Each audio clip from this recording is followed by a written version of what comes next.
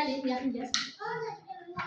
Gəlin sizlə riyazi almanızdan, riyazi dəstək edəcəyim. Riyazi dəstəyi, yəni riyaziyyat dərsi. Saymalar, toplama, çıxmaq. Bax, sizlə biz sakit olur, mən lazım sən dinlə oldu. Biz o gün sizlə 5'ə qədər saymağa öyrənmişik. Bax burada, Aydan sən dinlə. Burada neçə dənə balıq var? Hamısını say. Yox, gəl sayaq. 1, 2, 3, 4, 5, 6, 7, 8. Dayanın da. İndi gəl sayaq. Burada neçə yaşıl balıq neçə dənədir? Əsma Nur, say burada yaşıl balıqları. Aferin. 5 dənə yaşıl balığımız var. Bəs rozlu balığımız neçə dənədir? 2 dənə. Bəs burada neçə dənə kubumuz var? Neçə dənə kubumuz var?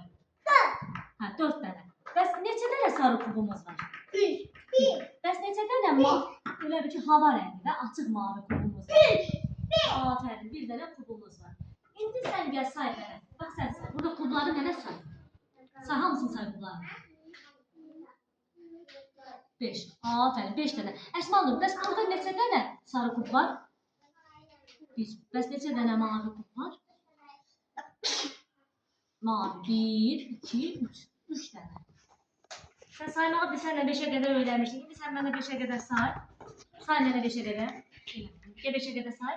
Mənə 5'ə qədər say. Bax, gəl sayaq. 1, 2, 3, 4, 5.